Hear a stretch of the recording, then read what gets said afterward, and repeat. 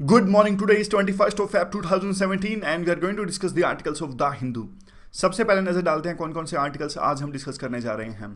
पहला जो आर्टिकल ये हमने कल भी डिस्कस किया था इकोनॉमिक टाइम्स से, दिल्ली बॉम्ब ब्लास्ट के आरोप में जिनको गिरफ्तार किया गया था, ट्रायल कोर्ट ने उनको 12 साल के बाद में बरी कर दिया, तो उससे रिलेटेड इशू इस आर्टिकल में डिस्कस किया गया। तो हम आज फिर से इसे थोड़ा बहुत डिस्कस करेंगे और कल के पॉइंट्स को भी इंक्लूड करेंगे आज इस आर्टिकल में। नीचे का जो आर्टिकल है वो आर्टिकल साउथ कोरिया से रिलेटेड है। साउथ कोरिया में एक करप्शन का स्कैंडल हुआ।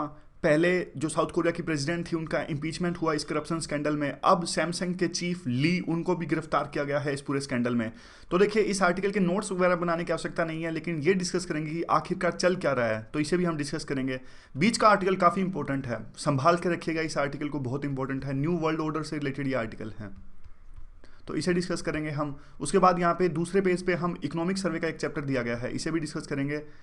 और यहाँ पे जो आर्टिकल है इसे भी डिस्कस करेंगे, जल्लीकाटू के मूवमेंट से रिलेटेड है, सब डिस्कस करेंगे। उसके अलावा एक बिजनेस स्टैंडर्ड का आर्टिकल डिस्कस करेंगे। चलिए स्टार्ट करते हैं। देखिए, कल हमने इसको डिस्कस किया था कि दिल्ली बम ब्लास्ट हुए थे 2005 में। उसके बाद में जिन लोगों को गिरफ्तार किया गया था, अब ट्रायल कोर्ट ने उनको बरी कर दिया है। इनका नाम भी दिया गया है, नाम वगैरह तो इंपॉर्टेंट नहीं है। तो कहने का मतलब ये है कि मिस कैरेज ऑफ जस्टिस हो गया, डबल लॉस हो गया इसका, क्योंकि जिनको गिरफ्तार किया जाना चाहिए था, यानी जिन पर आरोप था कि उन्होंने आतंकी हमले को अंजाम दिया और बॉम्ब ब्लास्ट किया दिल्ली के अंदर में, वो गिरफ्तार नहीं हो पाए और निर्दोष लोगों को सज़ा मिली, तो डबल लॉस इससे हो गया। तो ये एक प्रकार से हमारा जो प्रोसिक्यूशन सिस्टम है, पूरा अभियोग पक्ष है, पूरा जस्टिस सिस्टम है, वो फेल कर गया इस केस में। और ऐसा नहीं है, ऐसा पहली बार हुआ है, काफ़ी बार इस तरह के जो मामले हैं वो सामने आते हैं। तो हमारे जस्टिस सिस्टम में सुधार की आवश्यकता है।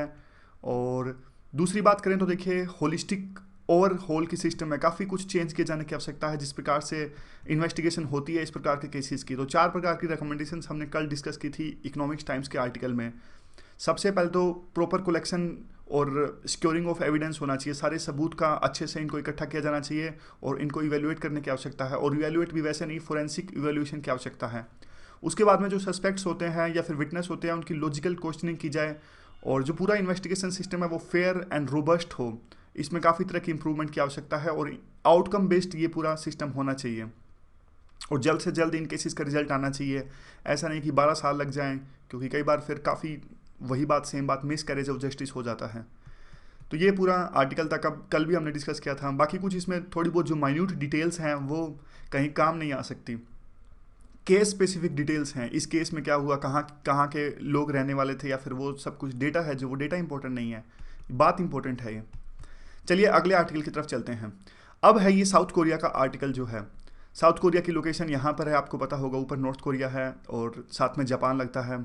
साउथ कोरिया अब इसकी गणना एक डेवलप्ड कंट्री के फॉर्म में भी होने लगी है। एशियन टाइगर थे ये 1997 में। एशियन की वो इकोनॉमीज जिनकी काफ़ी तरक्की हुई और डेवलप्ड कंट्रीज़ के समान इनकी तरक्की हुई। तो आखिरकार ये पूरा स्कैंडल हुआ क्या, देखिए आपको ब्रीफ में मैं बताऊँ तो 2016 जब से इनका पार्क का इम्पीचमेंट नहीं हुआ था, 2016 दिसंबर से पहले ये थी पार्क ग्यून हेई, ये थी साउथ कोरिया की प्रेसिडेंट। अभी तो इनका इम्पीचमेंट हो चुका है, यानी महाभियोग इनका हो चुका है। अब ये साउथ कोरिया की प्रेसिडेंट नहीं है, लेकिन जब ये करप्शन स्कैंडल हुआ था तब ये साउथ कोरिया की प्रेसिडेंट थी। और इनकी दोस्ती थी सोई सुन सिल के साथ में, इनकी दोस्ती इनके साथ में थी। वो बात अलग है, वो सब छोड़िए कि इनके बहुत पुराने रिश्ते थे। फिलहाल के तौर पे बस इतना मानिए कि ये दोनों आपस में दोस्त थे और पुराने टाइप की दोस्ती थी, काफ़ी लंबे सालों से इनकी दोस्ती चल रही थी, माँ बाप भी इनके दोस्त थे आपस में। अब देखिए, ये प्रेसिडेंट थे और ये कुछ भी नहीं थी। आरोप स्कैंडल ये हुआ कि इन पे आरोप लगा कि इन्होंने प्रेसिडेंट जो साउथ कोरिया की प्रेसिडेंट थी उनकी दोस्ती का फ़ायदा उठाते हुए वहाँ की लोकल कंपनी से एक्सटोर्शन की या फिर करप्शन वगैरह किया, उनसे ब्राइबरी लेके उनके काम करवाए। इस तरह का आरोप लगा इन पर, सोई सुन सिल पर। तो इन पे आरोप लगाया, काम किससे करवाए, काम तो प्रेसिडेंट से करवाए ना। तो काफ़ी प्रोटेस्ट हुए साउथ कोरिया के अंदर में। बाद में इम्पीचमेंट हुआ इनको, यानी इनको हटा दिया गया, पार्क ही को अपने पद से, साउथ कोरिया के प्रेसिडेंट पद से हटा दिया गया, क्योंकि इन पर आरोप लगा कि इनके काम में इंटरफेरेंस करी सोई सुन सिल ने। अब उसके बाद में चलो हो गया, अब ये मामला सामने आया कि जो कुछ करप्शन स्कैंडल्स हुए उस टाइम पर सैमसंग कंपनी के चीफ हैं, जो सैमसंग कंपनी के चीफ ने भी इनको $37 मिलियन की रिश्वत दी, यानी ब्राइब दी, ताकि वो इनके थ्रू प्रेसिडेंट से कुछ ऐसी पॉलिसी बनवाना चाहते थे। एक्चुअली केस था, सैमसंग की 2 आपस में सब्सिडरी यूनिट्स थी, उनका आपस में मर्जर का केस था। तो सैमसंग के चीफ ने इनको $37 मिलियन की रिश्वत दी ताकि वो अपना काम निकलवा सके इनसे। इनके थ्रू इनसे काम निकालने की कोशिश करी, तो अब इनको सैमसंग के चीफ को भी गिरफ्तार किया गया है। बस ये है और कुछ नहीं है। तो अब थोड़ा सा डेटा है इसके मामले में कि सैमसंग पहले से ही आपको पता है एक प्रकार से काफ़ी मुश्किलों से घिरी हुई थी। गैलेक्सी 7 नोट जो है इसका मोबाइल वो वापस हो गया था, आग लगने की खबरें इसमें आई थी। और सैमसंग जो है देखिए साउथ कोरिया की एक लार्जेस्ट कंट्री है और काफ़ी लोगों को एम्प्लॉयमेंट देती है और नेशनल इकोनॉमी में भी काफ़ी कंट्रीब्यूट करती है। यानी साउथ कोरिया की जो, जैसे हमारे ये टाटा की कंपनी है, अंबानी की कंपनीज हैं, हमारी काफ़ी कुछ इकोनॉमी इनके ऊपर भी डिपेंड करती है, वैसे ही साउथ कोरिया की जो इकोनॉमी है काफ़ी कुछ सैमसंग के रेवेन्यू पर डिपेंड करती है और काफ़ी एम्प्लॉयमेंट वहाँ पे प्रोवाइड करती है। तो इस कंपनी का एक तरह से इस प्रकार से डाउनफॉल स्टार्ट होना तो कहीं ना कहीं साउथ कोरिया को भी नुकसान पहुंचाएगा। और यह जो पूरा स्कैंडल है जिसमें जो प्रेसिडेंट के साथ साथ कंपनीज कॉरपोरेशन भी इन्वॉल्व पाई गई हैं, तो यह दिखाता है कि कितना नेक्सस रहता है, यानी अलायंस रहता है कॉरपोरेशंस का और सरकार का, जिसे आप क्रोनी कैपिटलिज्म भी कहते हैं। तो अभी जरूरत है ट्रांसपेरेंसी और डेमोक्रेटिक अकाउंटेबिलिटी की। बात है सिर्फ साउथ कोरिया की, लेकिन ये सभी देशों में लागू होता है, इवन हमारे देश में भी ये लागू होता है। और बात यही है कि वहाँ के लोग एक बेटर डील डिजर्व करते हैं, क्योंकि वहाँ पे काफ़ी सारा प्रोटेस्ट इन्होंने किया था और उसी के बाद में इम्पीचमेंट हुआ था साउथ कोरिया के प्रेसिडेंट का। तो अब टाइम ये है कि सीरियस इंट्रोस्पेक्शन का सियोल में कि कहाँ सुधार किया जाए। तो थोड़ा सा आर्टिकल था, नोट्स बनाने के लिए इंपॉर्टेंट नहीं है, चीज़ों को समझने के लिए सिर्फ इंपॉर्टेंट है। तो चलिए अगले आर्टिकल की तरफ हम चलते हैं। ये आर्टिकल काफ़ी इंपॉर्टेंट है, ध्यान से सुनिएगा इसे। वर्ल्ड ऑर्डर है क्या, मतलब नया वर्ल्ड ऑर्डर जो अब आ रहा है, ट्रंप जिस प्रकार से प्रोटेक्शनिस्ट की पॉलिसी अपना रहे हैं या फिर ट्रंप के जो डिसीजंस हैं, एक्शंस हैं, तो नया वर्ल्ड ऑर्डर जो उभर के आ रहा है आखिरकार वो है क्या, और इंडिया अपने आप को कहाँ पाता है इस पूरे वर्ल्ड ऑर्डर में। इंडिया पे कम फोकस है इस आर्टिकल में, लेकिन जब पूरा आर्टिकल समझेंगे तो आपको समझ में आ जाएगा कि इंडिया चाहता क्या है और हो क्या रहा है। तो देखिए ट्रंप ने जिस प्रकार के अभी एक्शंस लिए, काफ़ी सारे इंडिकेशंस ट्रंप अब दे चुके हैं चुने जाने के बाद में, काफ़ी सारे उन्होंने एक्शंस भी लिए, तो कहीं ना कहीं हमें एक बेसिक आइडिया मिल जाता है कि नया वर्ल्ड ऑर्डर जो है कैसा होने वाला है। और ऐसा नहीं है कि जो ये नया वर्ल्ड ऑर्डर था अभी उभर के आ रहा है, ये नया जो वर्ल्ड ऑर्डर है वो पहले से इसके जो सिम्टम्स थे हमें देखने को मिल गए थे। तो मैं सबसे पहले तो आपको ये बताता हूँ कि आखिरकार ये वर्ल्ड ऑर्डर होता क्या है और पुराना वर्ल्ड ऑर्डर क्या है, तभी आपको समझ में आएगा कि नया वर्ल्ड ऑर्डर क्या है। वर्ल्ड ऑर्डर पता होगा तभी तो मतलब पता लगेगा ना कि नया क्या है। जब यही नहीं पता होगा वर्ल्ड ऑर्डर होता क्या है और पुराना कैसा था, फिर तो भूल ही जाइए, पता कैसे लगेगा कि नया क्या होगा। देखिए वर्ल्ड ऑर्डर क्या होता है अगर हम बात करें, कोई हमें कहे कि दुनिया में क्या वर्ल्ड ऑर्डर है, वर्ल्ड ऑर्डर का मतलब होता है कि ऐसी अरेंजमेंट जो वर्ल्ड को चलाने में सहायक होती है। यानी मेन वर्ल्ड को चला कौन रहा है, कौन से इंस्टीट्यूशंस वर्ल्ड को चला रहे हैं, किसका बोलबाला है, किसकी मर्जी चलती है वर्ल्ड के अंदर में, कौन, जैसे होता है ना मोहल्ले में मान लीजिए, या फिर कोई छोटे आप कोई नगर में मान लीजिए, टाउन कस्बे में मान लीजिए, 2-3 आदमी ऐसे होते हैं जो काफ़ी प्रतिष्ठित होती हैं। कोई भी लड़ाई हो जाए लोकल पंचायत उनके पास में जाती है कि हाँ जी देखिए हमारी लड़ाई होगी, आप इसका समाधान करवा दीजिए, तो उसका वर्ल्ड ऑर्डर है। वैसे ही वर्ल्ड में है। अब क्या हुआ सेकेंड वर्ल्ड वार के दौरान में, दो पावर्स उभर कर आई, एक आई यूएसएसआर, एक आई यूएसए। तो वर्ल्ड ऑर्डर कैसा था, वर्ल्ड ऑर्डर था बायोपोलर, दो पावर हैं आपस में लड़ रही हैं और बाकी जो कंट्रीज हैं वो या तो यूएस के साथ में है या यूएसएसआर के साथ में है, और वैसे कुछ अलग भी थे, नैम जो हमारे वाले थे, नॉन अलाइनमेंट मूवमेंट वाले। तो वर्ल्ड ऑर्डर ऐसा था कि 2 वर्ल्ड पावर है वो आपस में लड़ रही हैं, एक तीसरी पावर है वो तो अलग थलग रहती है, और वर्ल्ड ऑर्डर यानी बायोपोलर था। 1991 के बाद में यूएसएसआर का विक्टन हो गया, 16 भागों में इसके टुकड़े हो गए, 15 कहते हैं वैसे 16 थे। इसका डिसइंटीग्रेशन हो गया यूएसएसआर का। तो वर्ल्ड ऑर्डर कैसा हो गया, वर्ल्ड ऑर्डर ऐसा हुआ बाद में कि यूएस की यूनिपोलिटी आ गई, यानी यूएस की चलती थी पूरे वर्ल्ड में, क्योंकि यूएसएसआर तो खत्म हो गया, पूरे वर्ल्ड में यूएस की चलती थी। ये ग्लोबल पुलिसमैन था, जो भी वर्ल्ड में होता था यूएस की मर्जी के बिना नहीं हो सकता था। चाहे आप मिडिल ईस्ट मान लीजिए, कोई किसी पे आक्रमण कर दे पूरे देश में, यूएस आवाज उठाता था, हाँ भाई क्या चक्कर है, इस प्रकार की जो चीज थी। तो वर्ल्ड ऑर्डर कैसा हुआ पुराने टाइम में, वर्ल्ड ऑर्डर अभी का जो वर्ल्ड ऑर्डर था वो यूनिपोलर था। ये सिर्फ मैंने एक एग्जांपल दिया है।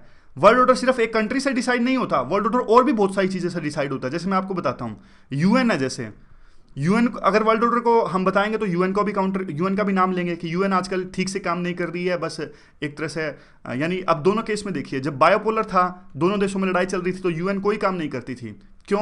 क्योंकि जो यूएसएसआर थे हर बार वीटो कर देता था और यूएस की चलती थी, बाकी 4 देश एक तरफ, यूएस चाइना हालांकि 1971 तक एक था, बाद में वो भी यूएस के खिलाफ में हो गया था। यूएस और यूके और फ्रांस वो एक तरफ होते थे हमेशा, और यूएसएसआर था वो वीटो कर देता था। तो वर्ल्ड ऑर्डर में सारी चीज़ें आती हैं। और पुराना वर्ल्ड ऑर्डर कैसा था, पुराना वर्ल्ड ऑर्डर में ये था कि यूएस था, वो अपने आप में यूएस की ज़्यादा चलती थी। यूएस पूरे वर्ल्ड में एक पुलिसमैन की तरह काम कर रहा था जिसे लॉ एंड ऑर्डर मेंटेन करना था। समझ गए? तो अब नया वर्ल्ड ऑर्डर कैसा है, अब आपको समझ में आएगा।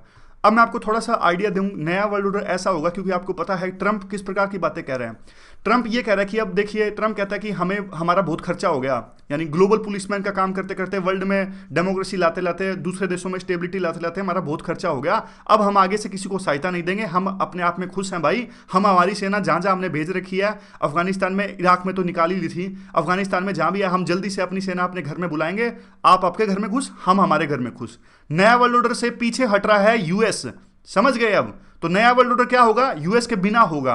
अब ये पूरी आर्टिकल में डिस्कस करते हैं है क्या।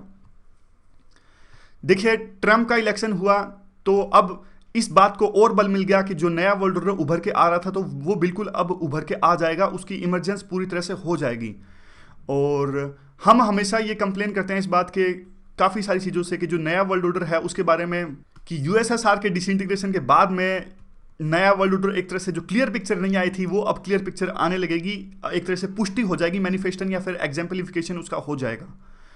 और ये कहते हैं बाद में, देखिए काफ़ी सारी अनिश्चितताएं हैं वर्ल्ड के अंदर में, काफ़ी सारी अनसर्टेनिटीज़ रहती हैं जिसके बीच में हम रहते हैं, और पॉलिटिकल और जियो स्ट्रेटेजिकल डेवलपमेंट्स होती हैं, उसकी वजह से काफ़ी सालों से चली आ रही परंपराएं टूट जाती हैं। मैं आपको एग्जांपल देता हूं। देखिए, अब 1945 के बाद में जब ये सेकेंड वर्ल्ड वॉर हुआ था तो जापान को सहायता देता है अमेरिका, यानी यूएस ने जिम्मेदारी ले रखी है जापान की सुरक्षा की।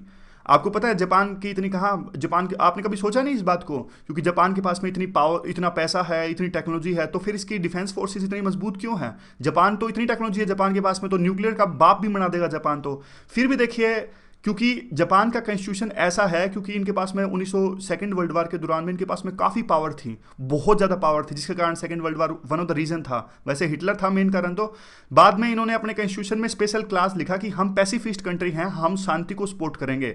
और जापान का कॉन्स्टिट्यूशन क्योंकि उस टाइम पे बना था जब यूएस का डोमिनेंस था जापान पे, क्योंकि जापान जो वर्ल्ड वार था हार चुका था, यानी तब यूएस ने जिम्मेदारी ली जापान की सुरक्षा की। यूएस ने कहा कि आप अपनी देश को विकसित कीजिए, आपकी सुरक्षा की जिम्मेदारी हम लेते हैं। इसलिए जापान ने इस तरह के डिफेंस पे ध्यान देना छोड़ दिया। लेकिन अब देखिए, अब अगर यूएस पीछे हटता है, यानी अगर यूएस मना कर देता है जापान को कि हम अब आपको सुरक्षा नहीं देंगे, तो जापान फिर से डिफेंस टेक्नोलॉजी अपनाने लगेगा, क्योंकि जापान को भी खतरा लगता है चाइना से। जापान को लगता है कि कल को हमारी सुरक्षा कोई नहीं देगा तो चाइना गलत इस्तेमाल करेगा अपनी पावर को हमारे खिलाफ में। तो इसलिए कहने का मतलब यह कि एक पॉलिटिकल डेवलपमेंट क्या हुई, ट्रंप चुन के आए और ट्रंप ने यह डिसाइड किया। यानी एक पॉलिटिकल डेवलपमेंट पिछले कई सालों की परंपराओं और वैल्यूज को तोड़ देती है, ऐसा ये कह रहे हैं। यानी अनसर्टेनिटीज काफी ज्यादा रहती है वर्ल्ड के अंदर में। और प्रीवियस वर्ल्ड ऑर्डर कैसा था वो हमने अभी डिस्कस किया था कि देखिए, प्रीवियस वर्ल्ड ऑर्डर ऐसा था कि जो वेस्टर्न कंट्रीज थे, खास करके यूएस प्लस में ये जो सारे थे, फ्रांस, यूके, ये सब भी कभी कभी यूएस की हेल्प कर देते थे। ये क्या करते थे, ग्लोबल पुलिसमैन का काम करते थे और वर्ल्ड ऑर्डर प्रोवाइड करते थे। लेकिन ये कहते हैं कि देखिए, ये एक परोपकार के मारे नहीं करते थे, कोई दान या चंदा नहीं देते थे। हाँ भाई, कोई वो कर दिया कि हम किसी की सहायता कर रहे हैं, यानी स्टेबिलिटी ला रहे हैं। अगर मिडिल ईस्ट में कोई, जैसे मैं एग्जांपल देता हूँ आपको, इराक ने छोटे देश कुवैत पे अटैक किया 1991 के अंदर में, तो अमेरिका तो ग्लोबल पुलिसमैन है। अमेरिका ने इराक से पूछा कि भाई तुम क्यों कर रहे हो, ऐसा क्यों? मतलब उनको तो स्टेबिलिटी प्रोवाइड करनी है ना, क्योंकि उनके ऊपर में दारोमदार है, सबसे पावरफुल तो वही हैं। और तो उन्होंने कहा कि देखिए, बाद में उन्होंने इराक पे अटैक कर दिया, पूरे यूएन से रेजोल्यूशन पास करके रोक दिया। छोटे देश था कुवैत, अगर नहीं रोका जाता तो इराक का कब्जा हो जाता कुवैत पे, लेकिन सबने मिलकर इराक को रोक दिया, और खास करके यूएस ने। तो कहने का मतलब ये है कि जो ये काम करते थे, सिक्योरिटी प्रोवाइड करते थे पूरे वर्ल्ड को, अमेरिका वाले स्टेबिलिटी प्रोवाइड करते थे, वो कोई परोपकार नहीं करते थे। फायदा होता था यूएस वालों को, इनका, वेस्टर्न कंट्रीज को इनका फायदा होता था। हमेशा से इनका डबल स्टैंडर्ड रहा है। डबल स्टैंडर्ड कैसे? वे उस देश के अंदर में इंटरफेरेंस करते हैं जहां पे इनको फायदा लगता है, ह्यूमन राइट्स के नाम पे। मान लीजिए, अब देखिए सऊदी अरेबिया में यूएस कभी कुछ नहीं बोलता। सऊदी अरेबिया भी एक ऑथोरिटेरियन कंट्री है, वहां पे काफी अत्याचार भी होते हैं, ह्यूमन राइट्स का वायलेशंस भी होते हैं। अमेरिका कभी नहीं बोलता सऊदी अरेबिया के अंदर में क्या होता है, जबकि और किसी भी देश में, चाहे वो श्रीलंका मान लीजिए, ईरान मान लीजिए, रशिया मान लीजिए, अमेरिका पुरजोर आवाज उठाता है कि ह्यूमन राइट्स का वायलेशन हो रहा है, आपके यहाँ पे वैल्यूज का दमन किया जा रहा है। तो बात यह है कि क्योंकि सऊदी अरेबिया अमेरिका का दोस्त है, इसलिए डबल स्टैंडर्ड्स अपनाता है अमेरिका और ये वेस्टर्न कंट्रीज जो हैं। और ऊपर की बात यह है कि अब पूरी तरह से जो transatlantic world order, transatlantic का मीनिंग यही है, ये देखिए, ट्रांस अटलांटिक ये अटलांटिक है, ये ट्रांस अटलांटिक। यूएस और जो वेस्टर्न यूरोप है यहाँ पे, ये मिलके पूरे वर्ल्ड को चला रहे थे, इसको कहते हैं ट्रांस अटलांटिक ऑर्डर। तो यहाँ पे देखिए ये कहते हैं कि कम से कम जो इम्परफेक्ट वर्ल्ड ऑर्डर था, कहने का मतलब ये है कि जो भी था, जैसा भी था, जो प्रीवियस वर्ल्ड ऑर्डर था वो फिर भी अच्छा था, बजाय इसके कि कोई वर्ल्ड ऑर्डर हो ही ना। क्योंकि देखिए वर्ल्ड को अगर स्टेबल रखना है तो किसी न किसी प्रकार के रूल से तो वर्ल्ड को चलाना पड़ेगा ना। बिना रूल के तो और ज़्यादा इंस्टेबिलिटी आ जाएगी। जैसे पहले एक देश को दूसरा देश, छोटे देश को कोई आक्रमण करता था तो कम से कम वेस्टर्न कंट्रीज मिलके आवाज़ तो उठाते थे, रोक तो देते थे उनको। अगर कोई अभी कोई रोकने वाला होगा ही नहीं तो देखिए अब दोबारा से इराक जैसे कंट्री, मतलब अब तो इराक की छोड़िए, पर्टिकुलर एग्जांपल है, अब तो देखिए कोई भी बड़ा देश छोटे देश को पकड़ लेगा और दोबारा से फिर वही टाइम आ जाएगा जो वर्ल्ड वार के दौरान में था हमारा। तो एक तरह से कुछ तो ऑर्डर होना चाहिए ना। तो यही ये कहते हैं कि कम से कम जो पहले का ऑर्डर था तो सही, कुछ तो ऑर्डर था। अब आती है बात अमेरिका के आइसोलेशन की। अमेरिका का आइसोलेशनिज्म 2.0। तो अब बात आती है कि अगर ये 2.0 है तो 1.0 क्या था। 1.0 भी देख लेते हैं। देखिए 1.0 था मुनरो डॉक्ट्राइन, वर्ल्ड हिस्ट्री में आता है ये मुनरो डॉक्ट्राइन। ये क्या था? ये तब था, देखिए 1823 में स्टार्ट हुआ था। तब यूएस कहता है, यूरोप को कहता है, ये आइसोलेशन था वो अमेरिका का यूरोप से था। अमेरिका ने, यूएस ने यानी यूरोप को कहा कि आप वहाँ पे खुश रहो और हम हमारे यहाँ पे खुश रहें, यानी don't mess with us, we would not mess with you. आप हमारे बीच में इंटरफेरेंस ना करो, हम हमारे बीच में इंटरफेरेंस नहीं करेंगे। तो यहाँ पे देखिए इसको इस एग्जाम्पल से, इस कार्टून से समझने की कोशिश करिए। यूएस कहता है हम हमारे जो वेस्टर्न हेमिस्फीयर है यहाँ पे खुश हैं, और ये कहते हैं आप आपके यहाँ पे खुश रहिए। आप अमेरिका के अंदर में कोई भी कॉलोनी नहीं बनाएंगे, नॉर्थ अमेरिका साउथ अमेरिका के बीच में आप इंटरफेरेंस नहीं करोगे, ये हमारा एरिया है और हम आपको कुछ नहीं कहेंगे। यानी पूरे फर्स्ट वर्ल्ड वार तक अमेरिका की जो पॉलिसी रही वो आइसोलेशन की रही। अमेरिका ने कभी यूरोप के मैटर्स में दखल दिया ही नहीं। बाद में आपको पता है वर्ल्ड वार हुआ, world war first, world war second हुआ, बाद में अमेरिका को आना पड़ा था बीच में, फिर अमेरिका बीच में आया और वर्ल्ड पावर अपने आप को इस्टेब्लिश किया, सुपर पावर बना। अब यूनिपोलर वर्ल्ड ऑर्डर है। अब लेकिन ट्रंप जिस प्रकार से कह रहे हैं कि हम प्रोटेक्शनिस्ट की पॉलिसी अपनाएंगे, हमें कोई लेना देना नहीं है, हम अपनी फोर्सेस को वापस बुलाएंगे, तो ये इस चीज को कह रहे हैं अमेरिका का आइसोलेशनिज्म 2.0। अब दोबारा दिन फिर से आ सकते हैं जो पहले के दिन थे। और ट्रंप का कहना ये है कि देखिए एग्जाम्पल दिए हैं काफ़ी ज़्यादा, एग्जाम्पल तो हमें पता ही है। ट्रंप फ्री ट्रेड को रोकने की बात कर रहे हैं। वो कहते हैं कि हम जॉब्स, हमारी जो दूसरी कंपनीज हैं वो जॉब्स ले जाती हैं चाइना वगैरह की, हम वो नहीं ले जाने देंगे। मिलिट्री अलायंस को पैसा नहीं देंगे, वो तोड़ देंगे। हम ओवरसीज़ की जो कमिटमेंट्स हैं उसको भी पूरा नहीं करेंगे।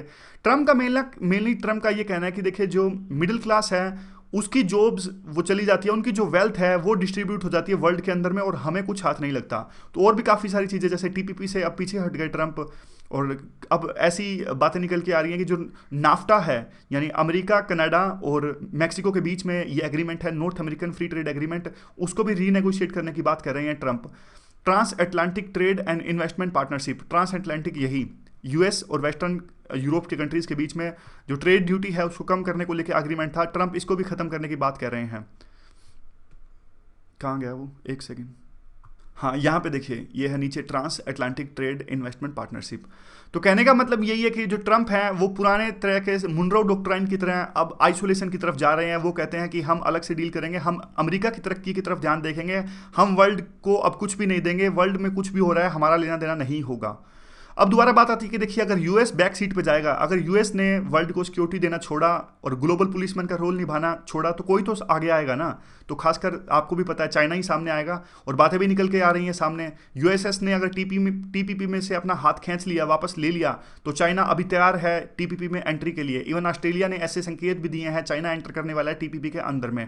तो ये तो चाइना के लिए और भी आसान हो जाएगा, क्योंकि चाइना पहले से अपना वन रोड वन बेल्ट का जो प्रोजेक्ट है वो चला रहा है, इस पर काफ़ी फोकस चाइना कर रहा है। और अब देखिए 138 देशों में अब यूएस की फोर्सेस तैनात हैं, वहाँ पे हैं। जो भी किया इन्होंने, डिस्ट्रक्शन किया जैसे अफगानिस्तान जैसे देशों में, या स्टेबिलिटी प्रोवाइड करी कई देशों में, जो कुछ भी किया। अब वाशिंगटन वापस आने वाला है, तो एक प्रकार से पावर वैक्यूम यहाँ पे क्रिएट हो जाएगा वर्ल्ड के अंदर में, जिसके काफ़ी गंभीर परिणाम निकल के आएंगे वर्ल्ड ऑर्डर के लिए। अब कैसे आएंगे वो देखिए, आएंगे कैसे देखिए। अब पहले तो बात यह है कि जो ट्रंप कह रहे हैं कि हम पावर वैक्यूम क्रिएट करने वाले हैं, कहने का मतलब वो तो हो जाएगा। वो कहते हैं कि हम अपनी जो फोर्सेस है वापस बुलाने वाले हैं चाइना यूएस के अंदर में, और सिक्योरिटी देने की पूरे वर्ल्ड को जो प्रक्रिया है उसको वापस लेने वाले हैं। तो उसके अमेरिका के अंदर यानी यूएस के अंदर ही भी विरोध हो रहा है। किस बात के लिए विरोध हो रहा है, क्यों? क्योंकि जो यूएस के ब्यूरोक्रेट्स हैं, वहाँ के जो अफसर लोग हैं, उनको पता है इस चीज़ का कि यूएस को बल्कि इस चीज़ से फ़ायदा हुआ है।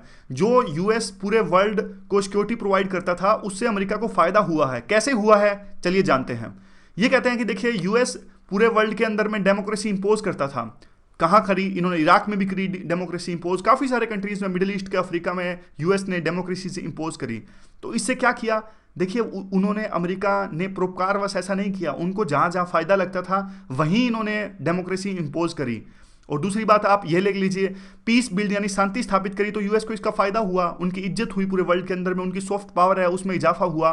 वाशिंगटन कंसेंसस की बात करें तो ये वाशिंगटन कंसेंसस क्या होता है?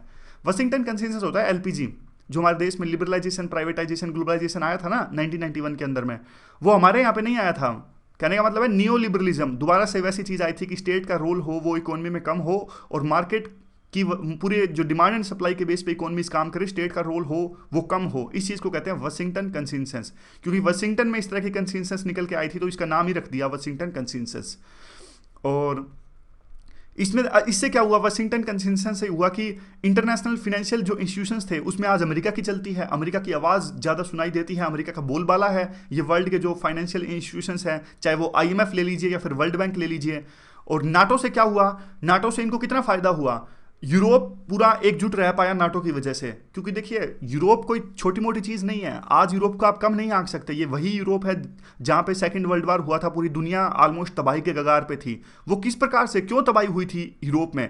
क्योंकि देखिए वो देश आपस में लड़ते थे, यूके, फ्रांस, जर्मनी, ये आपस में लड़ते रहते थे। लेकिन वर्ल्ड वार सेकंड के बाद में नाटो निकल के आया और काफ़ी सारी ऐसी चीज़ें हुई कि अब आपस में लड़ने के बजाय इन्होंने खुद से ही एक प्रकार के गठबंधन कर लिया आपस में ही, जैसे वो यूरोपियन यूनियन बन गया आपस में। क्यों? क्योंकि इनको यूं लगता था कि देखिए आपस में लड़ेंगे तो दोबारा से वर्ल्ड वार हो जाएगा। मिलके अगर इकोनॉमी हमारी प्रोटेक्शनिज्म को छोड़ के अगर मिलके ट्रेड करेंगे तो होगा क्या? तो फिर हम मिलके, हमारा यानी ट्रेड में भी फायदा होगा और शांति स्थापित होगी। लेकिन बात वही है, अब जिस प्रकार से अमेरिका ने नाटो को सपोर्ट किया था तो वहाँ पे शांति रही थी यूरोप में, लेकिन अब नाटो खत्म हो जाएगी तो दोबारा से यूरोप में आपस में लड़ना स्टार्ट हो जाएंगे, आपस में लड़ना स्टार्ट हो जाएंगे तो दोबारा से वर्ल्ड वार सेकंड तरह की जो सिचुएशन है वो पैदा हो जाएगी। और इवन जो रशिया है उसको भी एक तरह से हाशिए पर रखा नाटो के कारण में। कहने का मतलब यही है कि अमेरिका को फायदा हुआ इन सब चीज़ों से। और अब होगा क्या अगर मान लीजिए यहाँ से हट गया, यानी जो यूएस हट गया पूरे पुराने वर्ल्ड ऑर्डर से, तो होगा क्या? देखिए होगा ये कि यूरोप में काफ़ी गंभीर होंगे, दोबारा से वही बात जो हमने डिस्कस करी, नेशनलिज्म दोबारा से उभर के आएगा। जो ब्रिटेन अलग हुआ है यूरोपियन यूनियन से, ब्रेग्जिट हुआ है, वो और काफ़ी सारे देश हैं जो यूरोपियन यूनियन से अलग हो जाएंगे। क्योंकि देखिए अगर यूरोपियन यूनियन एकजुट, काफ़ी सारे देश यूरोपियन यूनियन में आ सके और यूरोपियन यूनियन एकजुट हो चुका, यूरोप की कंट्रीज एकजुट हो सके, तो उसमें अमेरिका का काफ़ी बड़ा रोल था। अमेरिका कहता था कि आप एकजुट हो जाइए क्योंकि वेस्टर्न कंट्रीज हम एक साथ हैं, हम साथ साथ हैं, इस तरह की जो बात थी। और उसके बाद में देखिए अब क्या है, अब ट्रम्प जिस प्रकार से कहते हैं कि नाटो को वो तोड़ देंगे और नाटो की जरूरत नहीं है, तो एक तरह से मिक्स्ड मैसेज दे रहा है। पूरे का पूरा जो यूरोप का आर्किटेक्चर है सिक्योरिटी का वो खतरे में पड़ जाएगा। तो फिर लोग यूरोपियन यूनियन से अलग होना स्टार्ट कर देंगे, अपनी अपनी सिक्योरिटी की तरफ ध्यान देंगे ज़्यादा, तो डिफेंस पे खर्चा बढ़ जाएगा और ज़्यादा इंस्टेबिलिटी आएगी और रशिया का इन्फ्लुएंस है वो बढ़ जाएगा। रशिया आपको पता है, यहाँ पे देखिए हंगरी के साथ में रशिया की फिर से अब दोस्ती होने लगी है। मैं बताता हूँ आपको। देखिए रशिया और हंगरी की दोस्ती अपने आप में काफ़ी एक तरह से एक महत्वपूर्ण मूवमेंट है। 1956 में एक काफ़ी बड़ी मूवमेंट हुई थी हंगरी के अंदर में, और जिसको दबा दिया गया था। वहाँ पे कम्युनिस्ट का रूल आ गया था और यूएसएसआर ने उसको सपोर्ट किया था। तब से हंगरी और रशिया के रिलेशंस हैं, क्योंकि अब तो रशिया बन गया, पहले तो यूएसएसआर था ना, 1991 के बाद में तो रशिया बन गया। तो अब ये दोनों दोस्त फिर से एक साथ आने लगे हैं और ये कहते हैं कि पुरानी बातों को भूल जाते हैं। तो एक प्रकार से इसका मतलब यह निकाला जा रहा है कि रशिया का जो इन्फ्लुएंस है वो बढ़ रहा है उन देशों पर भी जिनके साथ में रशिया की बिल्कुल भी दोस्ती नहीं थी। और कहने का मतलब है कि रियल पॉलिटिक है वो वापस आ रही है। ये रियल पॉलिटिक होता क्या है? रियल पॉलिटिक ये होता है कि देखिए जब रियलिटी पे पॉलिटिक्स होती है, यानी इमोशंस पे ध्यान ना देते हुए और बिल्कुल प्रैक्टिकल जो पॉलिटिक्स होती है उसको कहते हैं रियल पॉलिटिक। तो अब देखिए कहने का मतलब ये है कि जो हेनरी किसिंजर ने एक बार कहा था कि जब वर्ल्ड ऑर्डर चेंज होता है तो उसके बीच में, यानी पुराने वर्ल्ड ऑर्डर से हम नए वर्ल्ड ऑर्डर की तरफ जाते हैं तो बीच में कैओस क्रिएट होता है। तो वही टाइम ये है, अभी कैओस क्रिएट है। पहले यूनिपोलर वर्ल्ड ऑर्डर था, यानी यूएस का राज था, लेकिन अब नया ऑर्डर आया नहीं है अभी, और जो पुराना ऑर्डर है वो जा रहा है। यानी नया ऑर्डर जो कहते हैं कि मल्टीपोलर वर्ल्ड ऑर्डर होगा, कि काफ़ी सारी पावर्स होंगी, जैसे इंडिया भी एक पावर है और रशिया भी एक पावर है, चाइना भी एक पावर है और यूएस भी रहेगा। तो एक प्रकार से मल्टी पोलर वर्ल्ड ऑर्डर रहेगा, काफ़ी पोल्स होंगे लेकिन एक पावर की डोमिनेंस उसमें नहीं होगी। ये अभी तक आया नहीं है और पुराना जा रहा है। तो एक प्रकार से पूरे हमारे वर्ल्ड में काफ़ी तरह की इंस्टेबिलिटी हो गई है। इंस्टेबिलिटी कैसे, आप खुद देख लीजिए, जो आतंकवाद है वो बढ़ता ही जा रहा है। न्यूक्लियर प्रोलिफरेशन, यानी नॉर्थ कोरिया और काफ़ी देश हैं वो न्यूक्लियर वेपन्स इकट्ठा करने में लगे हुए हैं, और क्लाइमेट चेंज हो रहा है, और वारफेयर है वो काफ़ी ज़्यादा हाइब्रिड वारफेयर हो रहा है। हाइब्रिड कैसे, साइबर भी बीच में, साइबर प्लस में टेरिटोरियल वार प्लस में प्रोक्सी वार्स, काफ़ी तरह के वार हैं वो मिक्स चल रहे हैं। और पूरे दुनिया की जो डेमोग्राफी है वो भी सडन चेंज कर रही है, सोसाइटल और इन्वायरमेंटल स्ट्रेस भी है। तो एक प्रकार से इस प्रकार की अनसर्टेनिटीज और अनिश्चितताएं हैं आज वर्ल्ड के अंदर में। और इसका फर्क एशिया पर क्या पड़ेगा? एशिया पर यह फर्क पड़ेगा, देखिए चाइनीज इन्फ्लुएंस डेफिनेटली बढ़ेगा अगर यूएस पीछे हटता है। तो अगर चाइनीज इन्फ्लुएंस बढ़ेगा तो ये जो छोटे देश हैं चाइना के आसपास के, जो आज चाइना के साथ में डील कर सकते हैं, क्यों? क्योंकि उनको यूं लगता है कि कल को चाइना ने उन पर आक्रमण किया तो यूएस तो उनके साथ में है सिक्योरिटी प्रोवाइड करने के लिए। अगर यूएस ही पीछे हट गया तो वो देश जैसे कि ताइवान, वियतनाम, ये चाइना का दबदबा मान लेंगे और आखिरकार चाइना के सामने घुटने टेक देंगे। और रशिया और चाइना का जो जियोपॉलिटिकल इन्फ्लुएंस है पूरे वर्ल्ड में, ये पूरे रीजन को इफेक्ट करेगा और खास करके इंडिया को भी। तीसरा क्या होगा, साउथ कोरिया और जापान, जिसको आज यूएस सिक्योरिटी प्रोवाइड करता है। अब उसके बाद में नॉर्थ कोरिया और चाइना, ये दोनों मिलके इनको एक प्रकार से इन पे भी दबाव होगा कि साउथ कोरिया और जापान पे, कि ये अब अपनी सुरक्षा खुद करें और मिलिट्री पे काफ़ी एक्सपेंडिचर लगाएंगे, जापान भी और साउथ कोरिया भी, क्योंकि इनको डर लगता है साउथ कोरिया पे भी। साउथ कोरिया का जो रूलर आपको पता ही है, न्यूक्लियर वेपन सब उनके पास में है, लेकिन थोड़ा सनकी टाइप में सो कॉल्ड कहा जाता है। और नॉर्थ कोरिया देखिए, नॉर्थ कोरिया भी वो अपनी जो स्ट्रेटेजिक आर्सनल है, यानी अब बाद में अगर यूएस पीछे हट गया तो फिर वो जिस प्रकार से आज तो आपको पता है। अब देखिए नॉर्थ कोरिया ने, अब मैं आपको बताता हूँ कि वर्ल्ड ऑर्डर कैसे इफेक्ट करता है। नॉर्थ कोरिया ने मान लीजिए अब पर ये न्यूक्लियर वेपन्स का टेस्ट किया, पूरी दुनिया में कोई नहीं बोला, इंडिया ने भी कोई स्टेटमेंट नहीं दी, सिर्फ यूएस पे बात आई, यूएस पे आर्टिकल्स आए कि यूएस का क्या स्टैंड है। क्यों? क्योंकि यूएस ही तो ग्लोबल पुलिसमैन है ना, आज यूएस की चलती है, इसलिए वर्ल्ड में कोई भी घटना होती है आज यूएस की तरफ देखते हैं। यानी आज के वर्ल्ड ऑर्डर में फिलहाल, कहने का मतलब है कि अभी गया नहीं है ना, अभी भी ये तो आर्टिकल है कि नया आने वाला है, आज भी यूएस की चलती है। तो बस ये पूरा आर्टिकल था। ये थोड़ी बहुत बातें और लिखी गई हैं कि जो जापान है वो भी न्यूक्लियर वेपन्स का एक्सपेरिमेंट करेगा, और यूएस और ईरान के बीच में जो है, जो एक प्रकार से जो पावर स्ट्रगल और कह सकते हैं जो लड़ाई थी वो फिर से रिवाइव हो जाएगी। तो ये था, काफ़ी अच्छा आर्टिकल था, इसलिए हमने थोड़ा ज़्यादा टाइम इस पर लगाया। चलिए अगले आर्टिकल की तरफ चलते हैं। अगला आर्टिकल है जल्लीकट्टू का। जल्लीकट्टू मूवमेंट आपको याद होगा, और बाद में कानून बना दिया गया तमिलनाडु के द्वारा में, और सुप्रीम कोर्ट में केस फिर से गया तो सुप्रीम कोर्ट ने फिर से रोक लगाने से मना कर दिया जल्लीकट्टू पर।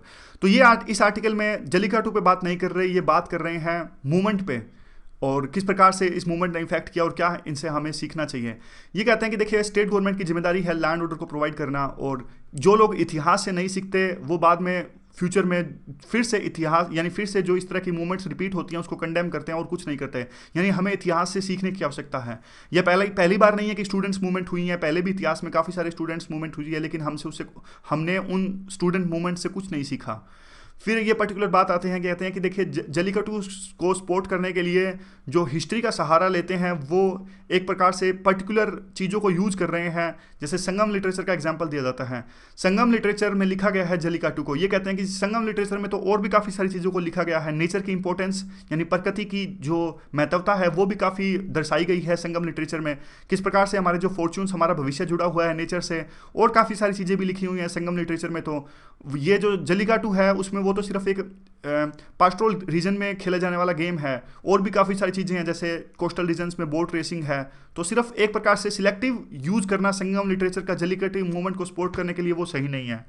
और अगर बात करते हो आप कल्चर की, कि जल्लीकट्टू हमारा पुराना कल्चर रिलेटेड गेम है, तो कल्चर तो काफ़ी बड़ा है। आपका कल्चर सिर्फ संगम लिटरेचर नहीं है, तमिल का लिटरेचर 2000 साल पुराना है। संगम लिटरेचर के बाद तो फिर भक्ति पोइट्री भी हुई, भक्ति पोइट्री में भी काफ़ी कुछ बदल गया। तो सिर्फ एक चीज़ पर फोकस करना, जबकि ये पूरा कल्चर तो इवॉल्विंग था। और फिर ये कहते हैं कि देखिए जो भक्ति पोइट्री थी उसकी बात ये करते हैं, ये भी इनके कल्चर का पार्ट था। यहाँ पे एपिक्स से, यानी महाकाव्य होते हैं, वहाँ से कहानियाँ ली गई हैं जो कि संस्कृत अल्फ़ाबेट में नहीं होकर काफ़ी कुछ वो कहानियाँ सिखाती हैं। और उसके बाद में आता है कि देखिए अब ये बात यूं आती है कि इस प्रकार की मूवमेंट्स होती क्यों हैं। तो ये कहते हैं कि देखिए क्या जरूरत होती है लोगों की कि वो इस प्रकार की मूवमेंट करते हैं। ये कहते हैं कि देखिए हम सीख सकते हैं इंस्क्रिप्शन से। इंस्क्रिप्शंस होता है शिलालेख, जो मंदिरों में पुराने टाइम पे इंस्क्रिप्शंस होते थे ना, जैसे अशोका वगैरह ने लगवाए थे इलाहाबाद में, ये उनको शिलालेखों को इंस्क्रिप्शंस कहते हैं। ये कहते हैं कि देखिए 50,000 टेम्पल्स के शिलालेख हैं तमिलनाडु के अंदर में, तो इनको आप धर्म से ना जोड़िए, इनको आप जोड़िए एडमिनिस्ट्रेशन से और लीगल इशू से, तो काफ़ी कुछ इनसे सीखा जा सकता है। 2000 सालों में अगर इस तरह की मूवमेंट्स हुई तो उनसे कैसे निपटा गया। मतलब कहने का मतलब है कि मूवमेंट्स का मतलब मैं इनडायरेक्टली कह रहा हूँ, और वैसे है नीड्स, कैसे जनता की नीड्स को पूरा की गई, क्योंकि नीड्स पूरी नहीं होती तभी तो स्टूडेंट्स मूवमेंट करते हैं ना। तो मतलब आज को आप इसको दूसरे इशू में समझने की कोशिश कीजिए। यानी इन शिलालेखों से हम यह पता लगा सकते हैं कि जनता की जरूरतों को कैसे पूरा किया जा सकता है, ताकि इस तरह की मूवमेंट्स या फिर असंतोष जनता के बीच में ना पैदा हो और बाद में उस पर काम करें। फिर ये कहते हैं कि देखिए कुछ कारण ये बताते हैं कि डिसेंट्रलाइजेशन है, केंद्रीयकरण है वो काफ़ी बढ़ता ही जा रहा है। एग्जाम्पल देते हैं दो तीन, ये रूलिंग पार्टी यानी AIDMK के बीच में काफ़ी सेंट्रलाइजेशन है, और स्टेट्स और सेंटर के गवर्नमेंट्स के बीच में काफ़ी आप कह सकते हो कि सेंट्रलाइजेशन है, और वो एलियन है, तमिल कल्चर को एलियन कर रहा है, मतलब उसको दूर कर रहा है। क्योंकि तमिल कल्चर आपको पता है काफ़ी प्राइड महसूस करते हैं, और वो आरोप लगाते हैं कि हमारे साथ में जो सेंट्रल गवर्नमेंट है वो भेदभाव करती है। कावेरी का डिस्प्यूट मान लीजिए, जिस पर पानी नहीं दिया था कर्नाटका ने सुप्रीम कोर्ट के केस के बावजूद में। तो अब ये कहते हैं कि देखिए ये इस पूरी चीज़ ने अब क्या है, गवर्नमेंट ना यूथ को जॉब नहीं प्रोवाइड कर पाई है, और गवर्नमेंट ड्रीवन जो एम्प्लॉयमेंट है काफ़ी कम है, तभी वो फ्रस्ट्रेशन में आके अपनी आइडेंटिटी या फिर सिक्योरिटी ढूंढने लगते हैं, तभी इस प्रकार के जो मूवमेंट्स होती हैं वो होते हैं इसी चक्कर में आके। तो कहीं ना कहीं एम्प्लॉयमेंट को दोषी ठहराते हैं। एम्प्लॉयमेंट नहीं होती तो फ्रस्ट्रेशन आती है, फ्रस्ट्रेशन आती है तो आइडेंटिटी और सिक्योरिटी तराशने लगते हैं लोग। उसी प्रकार से ये मूवमेंट हुई। और फिर आता है कि देखिए अगर मूवमेंट करनी ही थी तो ऑयल स्पिल ऑफ पे करनी होती, ताकि गवर्नमेंट पे भी प्रेशर आता कि वो अच्छी गवर्नेंस प्रोवाइड करें। तो इस प्रकार के जो कल्चर को लेके जो मूवमेंट की गई, उसके बजाय मूवमेंट की जानी चाहिए इन चीज़ों पे कि गवर्नेंस पे ज़्यादा फोकस करे सरकार। तो ये थोड़ा सा एग्जाम्पल्स हम कहीं भी यूज़ कर सकते हैं। अच्छा आर्टिकल था ये भी, 4-5 पॉइंट इनके अच्छे हैं। अगले आर्टिकल की तरफ चलते हैं। इकोनॉमिक सर्वे का एक पूरा चैप्टर है ये। इकोनॉमिक सर्वे का चैप्टर ये है कि देखिए स्टेट्स को आपस में मिलकर अच्छा काम करना चाहिए। मतलब डिस्पैरिटीज़ हैं, असमानताएं हैं, वो डिफरेंट राज्यों की कम होनी चाहिए। यानी बिहार भी उतना ही डेवलप होना चाहिए जितना कि तमिलनाडु, महाराष्ट्र या फिर गुजरात है। तो अगर ये इनके बीच में डिस्पैरिटीज़ यानी असमानताएं कम होगी तो उस चीज़ को कहते हैं कन्वर्जेंस। अगर इन विभिन्न राज्यों के बीच में जैसे बिहार और महाराष्ट्र या फिर बिहार या गुजरात के बीच में काफ़ी सारी डिस्पैरिटीज़ हैं तो इसको कहते हैं डाइवर्जेंस। यानी असमानताएं बिल्कुल कम है तो इस चीज़ को कहते हैं कन्वर्जेंस, और असमानताएं यानी इनइक्वालिटीज़ काफ़ी ज़्यादा हैं तो उसको कहते हैं डाइवर्जेंस। तो ये कहते हैं कि देखिए कहाँ आमतौर पे ऐसा जाता है कि जब कोई देश तरक्की करता है तो कन्वर्जेंस है, यानी विभिन्न राज्यों के बीच में असमानताएं, इनइक्वालिटीज़ हैं वो कम होती जाएंगी जैसे जैसे देश तरक्की करेगा। और 2000 के बाद से असमानताएं नापी कैसे जाती हैं, मेजर कैसे की जाती हैं, ये की जाती हैं हमारी स्टैंडर्ड ऑफ लिविंग कैसा है विभिन्न राज्यों के बीच में, और इसको मापा जाता है पर कैपिटा से और दूसरा जीडीपी से, ठीक है, और कंजम्पशन से। अब आपको पता है कि जो पर कैपिटा इनकम है वो बिहार और उड़ीसा की काफ़ी कम है, और गुजरात में काफ़ी ज़्यादा है, गोवा हरियाणा यहाँ पे काफ़ी ज़्यादा है। तो डिस्पैरिटीज़ हैं। ये कहते हैं कि देखिए हमारे इंडिया में लेकिन उल्टा हुआ, देश ने काफ़ी तरक्की करी 2000 के बाद में, लेकिन जो डिस्पैरिटीज थी यानी असमानताएं थी वो कम होने के बजाय बल्कि बढ़ गई। ये उल्टा हुआ हमारे देश में। तो पहली पजल तो ये है कि देखिए अगर इंटरनेशनल कंपैरिजन्स ले, मान लीजिए देखो अब मैं आपको इंडिया का एग्जांपल ले लीजिए। 2000 में हमारा देश काफ़ी पिछड़ा हुआ था और पिछले 15 सालों में हमने काफ़ी तरक्की करी है। तो जैसे जैसे वर्ल्ड आगे बढ़ता है बिल्कुल कई देशों के बीच में आपस में भी जो डिस्पैरिटीज है काफ़ी कम होती जाती है। जैसे पहले 15 साल पहले हमारी अगर कंपैरिजन करते हैं यूएस के साथ में तो हम काफ़ी पिछड़े हुए थे यूएस के कंपैरिजन में, आज भी पिछड़े हुए हैं यूएस के कंपैरिजन में, लेकिन वो कमी आ गई है काफ़ी ज़्यादा। समझ गए? तो वैसे हमारा स्टेट में होना चाहिए था, लेकिन हमारे देश के अंदर में विभिन्न राज्यों के बीच में ऐसा नहीं हुआ, जो असमानताएं काफ़ी ज़्यादा हैं। और दूसरी चीज़ ऐसी है कि ये कंटिन्यूसली बढ़ी रही हैं, रुकी नहीं रही और बढ़ती जा रही हैं। दूसरी पजल ये है। तो अब ये रीज़न खंगालने का कोशिश करते हैं, तो आखिरकार कारण है क्या? एक कारण तो ये कहते हैं साफ साफ कि गवर्नेंस में डेफिसिट हो सकता है। तो इस बात को ये नकार देते हैं और कहते हैं कि देखिए गवर्नेंस का डेफिसिट डेफिनेटली एक रीज़न हो सकता है। नकारते बाद में पहले डिस्कस किया गया है कि डेफिनेटली जो पुअर गवर्नेंस है एक रीज़न हो सकता है। और क्योंकि अगर देखिए सरकार अच्छी ना चल पा रही यानी गवर्नेंस बेकार हो तो पैसे पे रिटर्न्स भी नहीं आ पाते, यानी रिसोर्सेज उनका अच्छे से यूटिलाइजेशन नहीं होता। और वहाँ से उस स्टेट से अगर रिसोर्सेज का अच्छे से यूटिलाइजेशन नहीं होता तो जो लेबर है वो दूसरे राज्यों में जाने लगती है, माइग्रेशन हो जाता है। तो इससे तो गवर्नेंस है और ज़्यादा खराब हो जाती है जब माइग्रेशन होता है।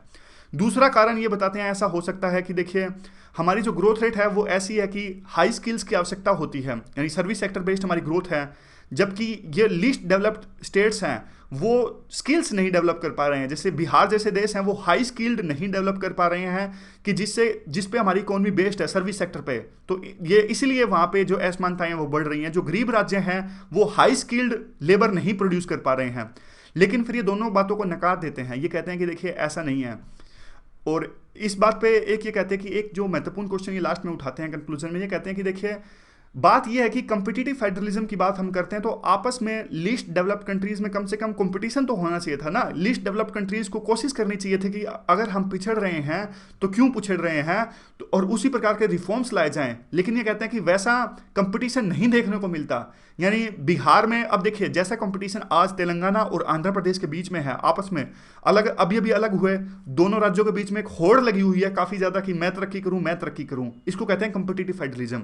ऐसा गरीब राज्यों में नहीं देखने को मिलता, ऐसा यूपी में नहीं देखने को मिलता, उड़ीसा में नहीं देखने को मिलता, बिहार में नहीं देखने को मिलता, इवन मध्य प्रदेश में नहीं देखने को मिलता कि वो ऐसा महसूस करें कि जो तरक्की आज गोवा कर रहा है, जैसी पर कैपिटा इनकम आज हरियाणा की है, वैसी पर कैपिटा इनकम हम भी लेके आए।